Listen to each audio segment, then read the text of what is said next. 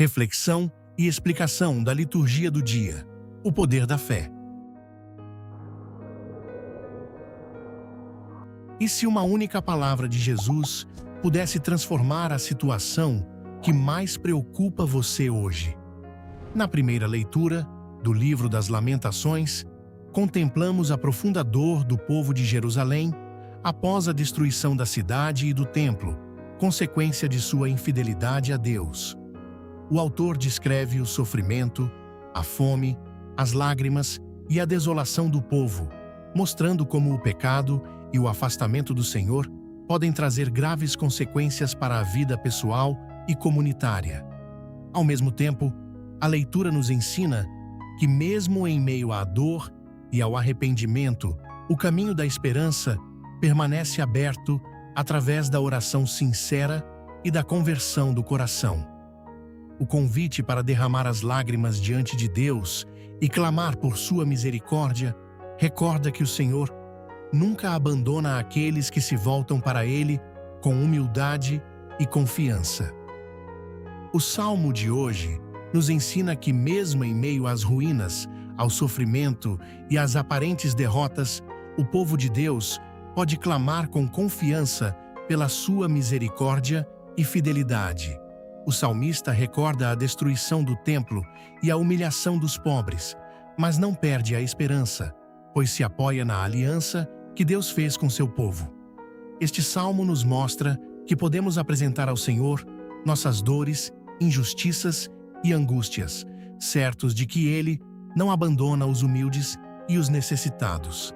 A súplica: não esqueçais até o fim a humilhação dos vossos pobres, nos recorda que Deus escuta o clamor dos que sofrem e permanece ao lado daqueles que confiam em sua providência, mesmo nos momentos mais difíceis da vida.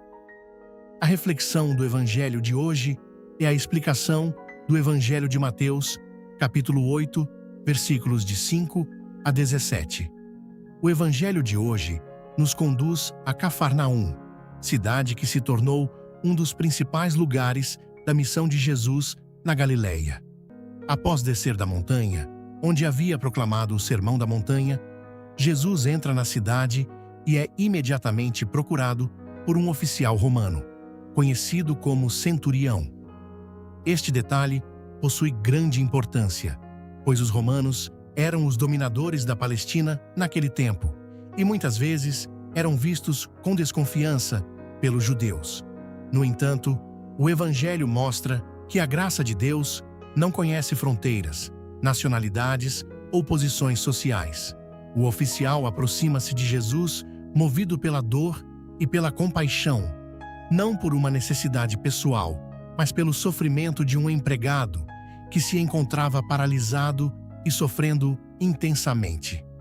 Logo no início da passagem, aprendemos que o verdadeiro amor é capaz de nos fazer interceder pelos outros e levar suas dores até Deus.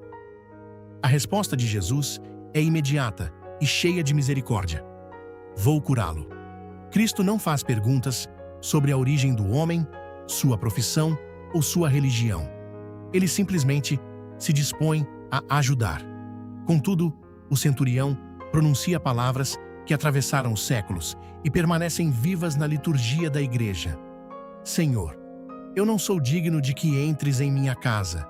Dize uma só palavra e o meu empregado ficará curado. Essas palavras revelam duas virtudes extraordinárias: a humildade e a fé. O oficial reconhece sua pequenez diante de Jesus e, ao mesmo tempo, manifesta uma confiança absoluta no poder da sua palavra. Ele acredita que Jesus não precisa estar fisicamente presente para realizar o milagre, pois sua autoridade ultrapassa qualquer limite humano. Para explicar sua confiança, o centurião utiliza a própria experiência militar. Como oficial do exército romano, ele estava acostumado a dar ordens e a vê-las imediatamente obedecidas. Se a autoridade humana é capaz de produzir efeitos concretos, quanto mais a autoridade do Filho de Deus. O oficial compreende algo que muitos ainda não haviam entendido. Jesus possui poder sobre a doença, o sofrimento e todas as forças que afligem a humanidade. A fé do centurião não se baseia em milagres já vistos nem em sinais extraordinários. Ela nasce da convicção de que a palavra de Cristo possui autoridade absoluta. Essa atitude nos ensina que a verdadeira fé consiste em confiar em Deus mesmo quando ainda não enxergamos a solução. O Evangelho afirma que Jesus ficou admirado. Este é um detalhe muito significativo, pois raramente os evangelhos mostram Jesus admirado diante de alguém. O Senhor volta-se para a multidão e declara: "Nunca encontrei em Israel alguém que tivesse tanta fé." A grande lição aqui é que a fé não depende da origem, do conhecimento religioso ou da posição social. Um estrangeiro, considerado pagão, demonstra uma confiança que muitos membros do povo escolhido ainda não haviam alcançado. Jesus anuncia então que muitos virão do Oriente e do Ocidente para participar do reino dos céus ao lado de Abraão, Isaque e Jacó. Trata-se de uma profecia sobre a universalidade da salvação, indicando que o Evangelho será destinado a todos os povos. Ao mesmo tempo, Jesus faz um sério alerta ao afirmar que alguns dos herdeiros do reino ficarão de fora. Essas palavras não representam uma condenação de um povo específico, mas um chamado à conversão. Não basta pertencer externamente ao povo de Deus ou possuir tradições religiosas. É necessário acolher Cristo com fé verdadeira. O reino dos céus é oferecido a todos, mas exige uma resposta pessoal de confiança, humildade e obediência.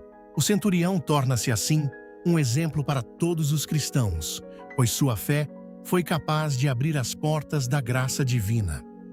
Na sequência, Jesus entra na casa de Pedro e encontra sua sogra doente, sofrendo com febre.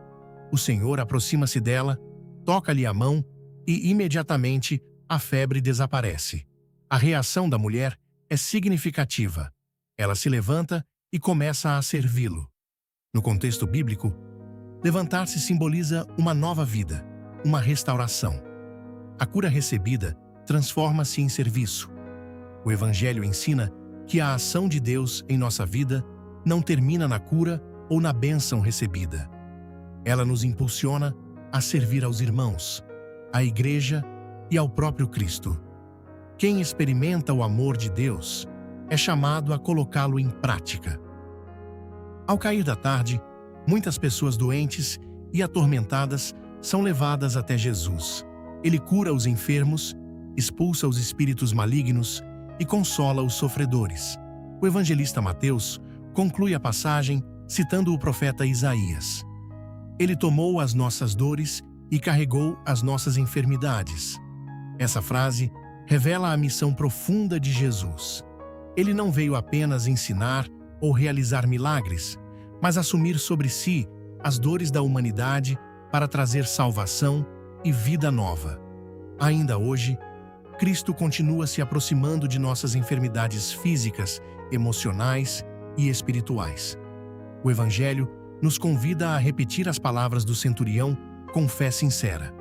Senhor, eu não sou digno, mas dize uma só palavra. Quando confiamos plenamente em Jesus, descobrimos que sua palavra continua tendo poder para curar, restaurar e transformar a nossa vida.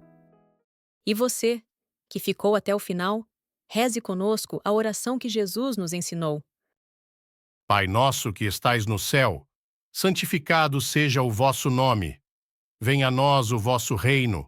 Seja feita a vossa vontade, assim na terra como no céu. O pão nosso de cada dia nos dai hoje. Perdoai-nos as nossas ofensas, assim como nós perdoamos a quem nos tem ofendido. Não nos deixei cair em tentação, mas livrai-nos do mal. Amém. Ave Maria, cheia de graça, o Senhor é convosco.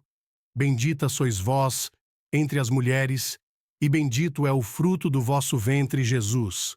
Santa Maria, Mãe de Deus, rogai por nós, pecadores, agora e na hora da nossa morte. Amém.